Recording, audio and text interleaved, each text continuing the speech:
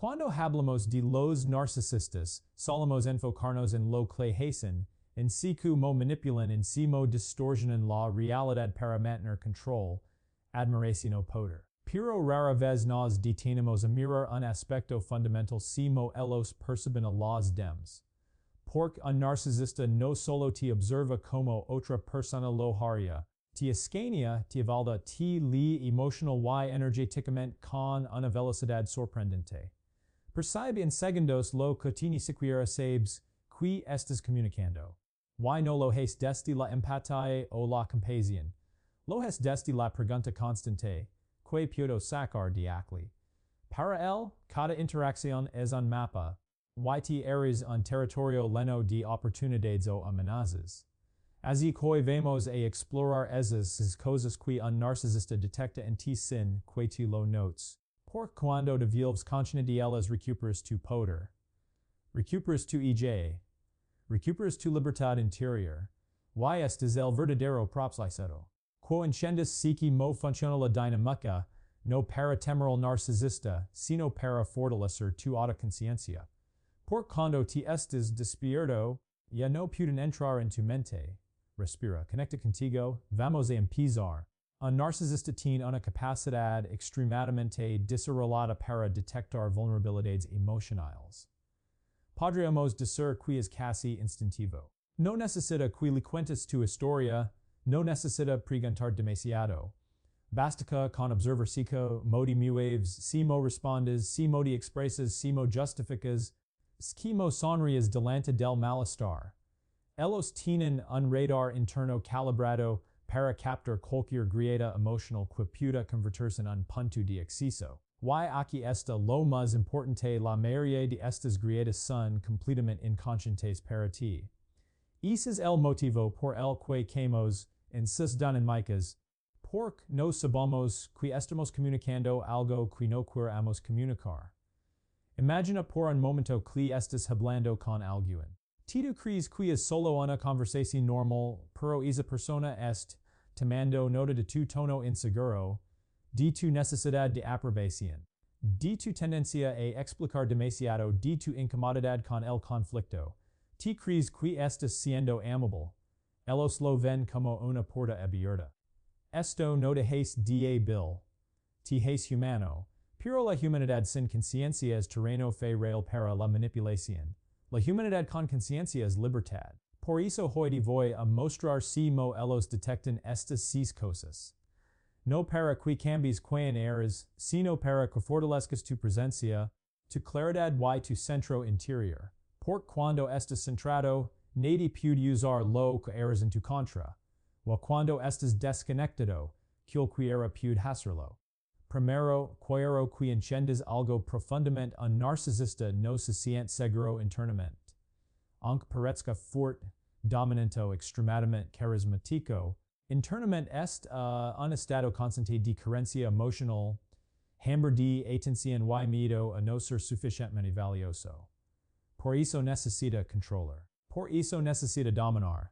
Por eso busca personas que le sirven como combustible. Entonces, cuando entras en su campo, él te lee con ese objetivo. ¿Puede esta persona llenarme? ¿Puede esta persona admirarme? ¿Puedo controlarla? ¿Puedo ser superior aquí? Y aquí viene lo interesante. Las cosas que te detectan no siempre tienen que ver con tu debilidad. A veces detectan tu luz, tu capacidad, tu empatía profunda, tu capacidad de sanar a otros y eso también les atrae. No por quieren sanar, sino por quieren absorber lo que te tienes y ellos no pueden generar. Así que vamos punto por punto lentamente para que lo puedas reconocer en ti mismo. Hay algo que debes recordar mientras escuchas este discurso. La manipulación solo funciona en la inconsciencia. Cuando te vuelves consciente de lo que ellos ven en ti, recuperas el mando. Dejas de reaccionar. Dejas de permitir. Dejas de justificar. Te alineas con una versión tuya más íntegra, más firme, más despierta. Y esa es la versión en ti que un narcisista tiene. Porque esa versión no se deja controlar. Y cuando un narcisista no puede controlar, pierde interés. Por eso crecer, sanar, despertar, No solo es un acto espiritual. Es un acto de liberación psicológica. Ahora continuamos con el discurso completo. Cuando un narcisista identifica que tienes una vulnerabilidad emocional oculta, no lo ve como algo sagrado que cuidar. Lo ve como una palanca, para usar, no porque lo permitas conscientemente, sino porque toda relación inconsciente opera desde patrones antiguos. Patrones que vienen de la infancia de heridas que no han sido moradas. Esa vulnerabilidad no es mala, simplemente necesita luz. Pero mientras no tenga luz, alguien menos va a intentar apropiarse de ella. Cuando detectan tu necesidad de aprobación, lo interpretan como un contrato silencioso. Te requieres mi aceptación de yo puedo darte migajas de ella a cambio de tu energía. Y empiezan a darte validación selectiva hoy si, mañana no. Este ciclo de engancha, porque activa las partes más profundas de tu psicología, la necesidad humana de pertenecer, de sentirse visto, de sentirse amado. Pero te debes recordar algo. La validación que viene condicionada no es amor, es control.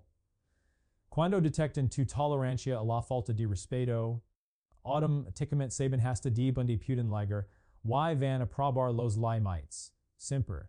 No porque odian tus límites, sino porque carecen de la capacidad de conectar desde el respeto mutuo.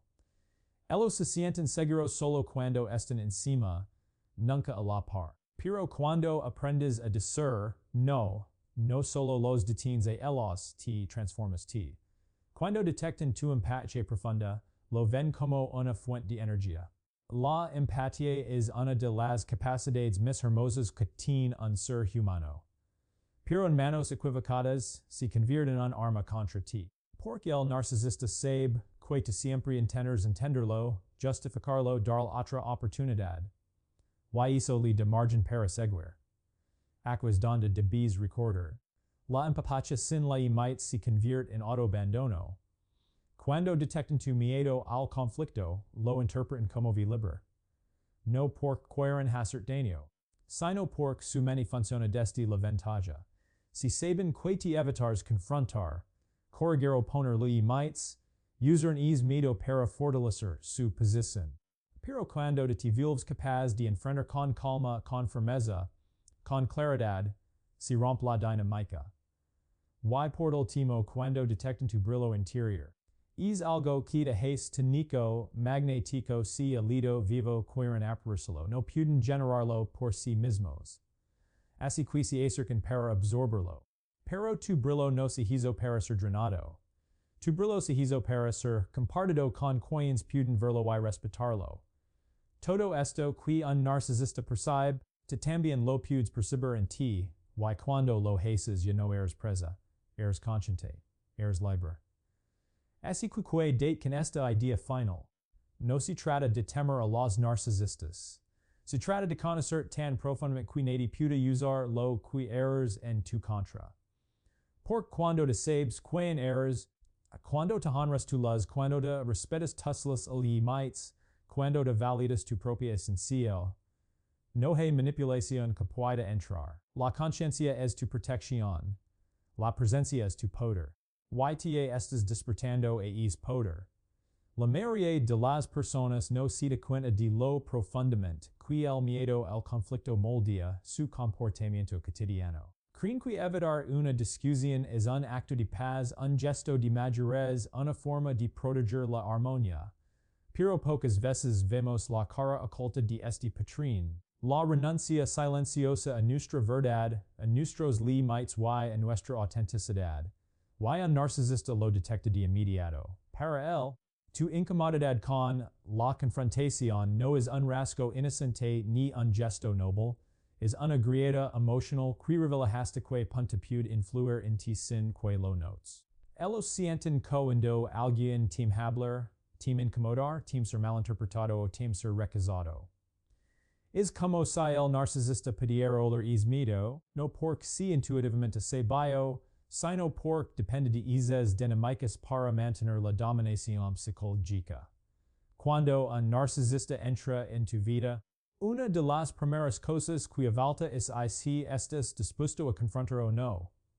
Observa tu reacción cuando te interrumpe. Cuando minimiza algo que dices, cuando haces un comentario hiriente disfrazado de broma. Observa si detensas pero sonríes, si calas, si cambias de tema, si respondes con suavidad excesiva o si te justificas rapidamente.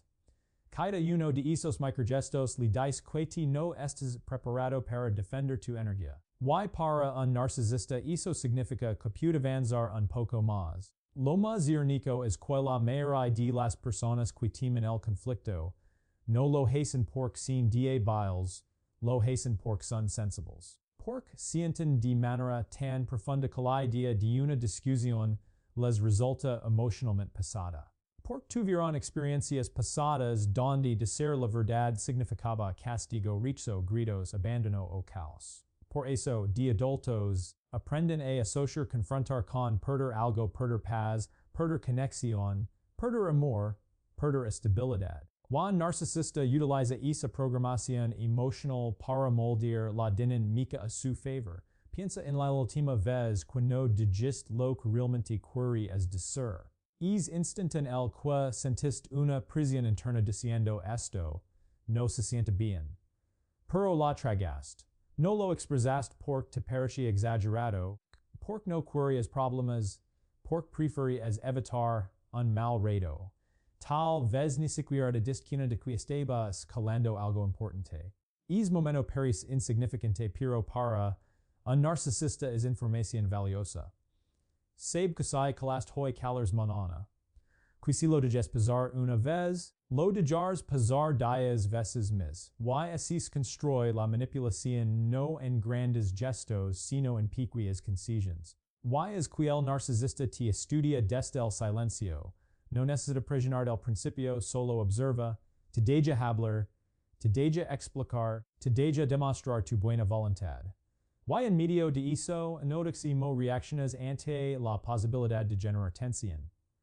Si te tiendes a suavizar tus palabras, si dices no pasa nada aunque si sucedes para evitar un tono elevado, si cambias tu postura para evitar incomodidad, eso le revela que eres alguien dispuesto a sacrificarse para mantener la conexión.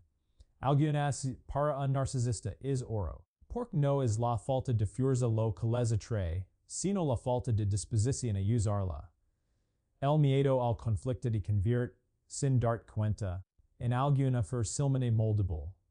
No porque te falta carácter, sino porque tu sistema nervioso aprendía a priorizar la paz externa sobre la paz interna. Y con un narcisista esa ecuación siempre termina en pie redita.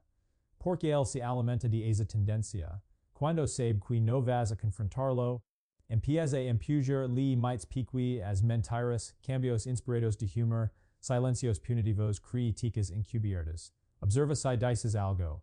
Observa si te incomodas. Observa si te atreves a caminar hacia la verdad. Y si no lo haces amenalo intensidad, lo que muchos no entienden es que el narcisista no teme el conflicto. De hecho, lo usa. Sabe que cuando hay tensión emocional, él puede manipular más fácilmente porque quieres que esa tensión desaparezca. Entonces te vuelves más flexible, más condescendiente, más ansioso por recuperar la calma. Eso le da control sobre el ritmo de la relación. Si él crea conflicto, te intentas repararlo. Si él se aleja, te intentas acercar. Si él sube la voz, te la bajas. Si él crea incertidumbre, te creas explicaciones. Él se convierte en la tormenta, te tú, en quien intenta calmarla, y desde a él obtiene poder. Pero aquí es donde liga el punto que puede cambiarlo todo, no necesitas dejar de ser sensible. No necesitas dejar de ser pacífico. No necesitas transformar en una persona agresiva para protegerte. Lo que necesitas es romper la asociación entre conflicto y pie redita. Porque el conflicto no es violencia, no es caos, no es rechazo. El conflicto es simplemente la expresión honesta de una verdad que necesita espacio. Es la defensa de tu integridad. Es un acto de amor. Es el momento en que eliges no abandonarte. Cuando empiezas a permitir tener conversaciones incómodas, algo cambia en tu energía, tu presencia se vuelve más firme. Tu mirada más clara. tus li mites mes coherentes. Ya no necesitas levantar la voz, necesitas sostener tu verdad. Ya no necesitas justificar, necesitas expresarte. Y cuando a narcisista percibe esa firmeza silenciosa, pierde acceso. No sabe si mo operar en un terreno donde la otra persona no teme su reacción. Porque su poder siempre depende de tu miedo. Tu relación con el conflicto define tu relación contigo mismo. Cuando temes el conflicto, temes perder al otro. Cuando abrazas el conflicto como parte natural de la vida, empiezas a priorizar. Y los narcisistas no pueden manjar alguien que se prioriza.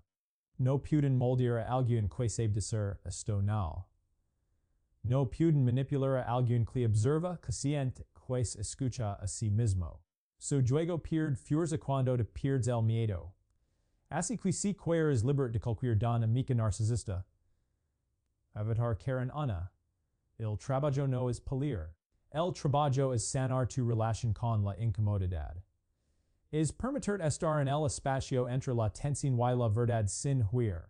Es sentir esa ansiedad en el pecho cuando vas a decir algo importante y aún así deferirlo. Es elegir tu paz interior por encima de la aparente paz externa. Cuando te haces eso, ya no eres accesible para alguien cualquier dominar. Eres alguien capaz de sostenerse.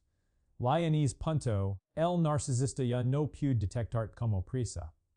Porque la energía de la presa se transforma en energía de presencia. Y la presencia es algo que nunca podrán controlar.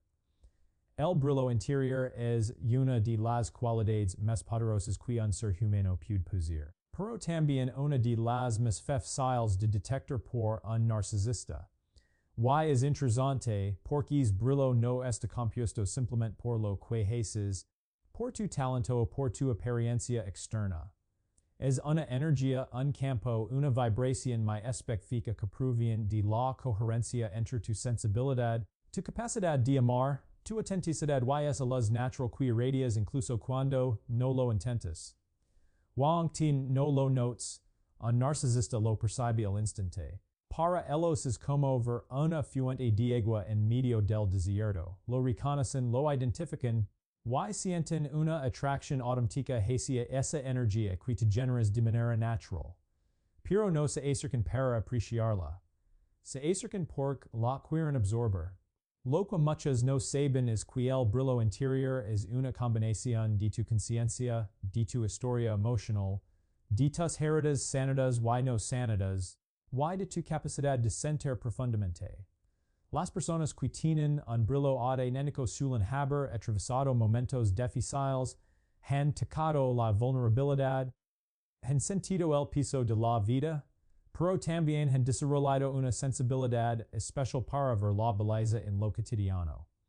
Son personas que vibran desde el corazón, que generan calma, que irradian paz. Y este tipo de energía es extremadamente rara para un narcisista, porque ellos internamente viven en un mundo de carencia emocional. Por eso, cuando alguien con brillo aparece, automáticamente sienten una mezcla de fascinación y necesidad. Fascinación porque ven algo que ellos no pueden producir. Necesidad porque creen que es brillo de alguna manera puede llenar su vacío. El narcisista percibe tu luz no porque sea empático, sino porque le activa su mecanismo de suministro. Reconoce rápidamente que eres una persona capaz de ofrecer profundidad emocional, comprensión, afecto genuino, atención de calidad y energía estable. Para un narcisista, eso es como alimento psicológico. Pero mientras te intrigas tu luz de manera natural, él se acerca con la intención de consumirla. Y aquí es donde comienza la dinámica peligrosa. Te sientes que conectas desde el corazón, desde la sinceridad, desde el deseo natural de compartir lo que eres. Pero él se conecta desde la necesidad, el vacío y el interés personal. Es una interacción desigual desde el primer segundo. El brillo interior también trae algo más una especie de transparencia emocional. Las personas luminosas suelen ser muy auténticas. Dicen lo que sienten, expresan con honestidad, ofrecen presencia real. No están acostumbradas a usar máscaras, a ocultarse o a jugar juegos psicológicos. Y hizo hace casin fefsiles de lir para un narcisista pero también extremadamente fsiles de idealizar. Al principio, te ven como un circasi perfecto. Alguien empático, su lido receptivo, sensible y dispuesto a dar, es brillo natural los engancha rapidamente. Pero lo que te experimentas como una conexión sincera, ellos lo experimentan como una oportunidad. Aquí hay alguien puedo moldear, absorber o utilizar para mi beneficio. Una característica clave del brillo interior es la sensibilidad. Una sensibilidad que no es debilidad, sino una capacidad profunda de percibir emociones. Matices y energías, irónicamente, esto te vuelve susceptible a las dinámicas narcisistas, porque eres capaz de ver dolor donde otros verían solo arrogancia. Eres capaz de ver heridas donde otros verían manipulación.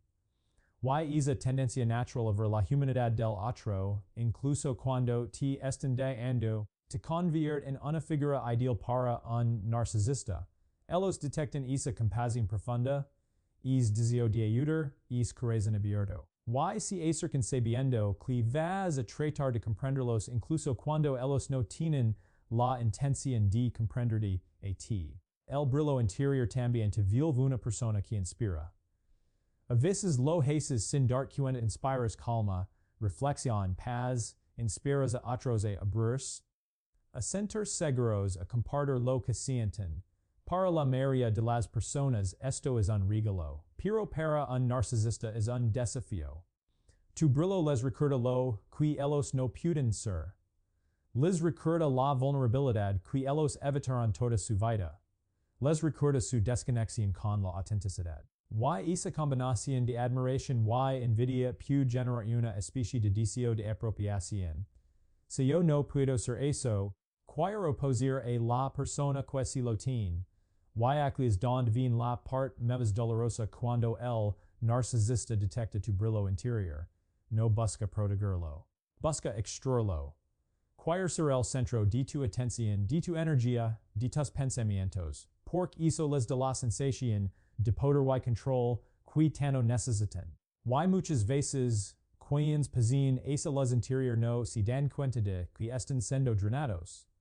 Confunden el apego con conexión, confunden la intensidad con amor, confunden la idealización inicial con reciprocidad. Pero lo más importante es esto: el narcisista no puede destruir tu brillo. Puede drenarlo temporalmente. Puede hacer dudar de él, puede hacer creer que lo perdiste, pero es brillo proviene de un lugar más profundo que cualquier manipulación externa. No nace de la aprobación ajena, nace de tu conciencia, nace de tu corazón, nace de tu capacidad de sentir. Por eso, incluso después de experiencias dolorosas, vuelve a encenderse, vuelve a crecer, vuelve a iluminar. Narcisista puede apagar temporalmente tu percepción de tu luz, pero nunca tu luz en sí. El aprendizaje aquí es recuperar es brillo sin miedo, darlo sin entregarlo a quienes no saben quedarlo, protegerlo sin cerrarlo, honrarlo sin esconderlo. Y sobre todo, reconocer que si un narcisista lo detecta es porque te tienes algo valioso, no algo pequeño, no algo frágil, algo poderoso. Algo que ellos no pueden fabricar. Algo que te pertenece profundamente. Tu brillo no es una debilidad, es tu esencia más fuerte. Y cuando lo reconoces, nadie puede usarlo en tu contra. Cuando lo honras, nadie puede drenarlo. Cuando lo proteges, nadie puede apropiarse de él. Tu luz interior es tu mayor tesoro, y también tu mayor escudo. Cuando aprendes a sostenerla desde la conciencia,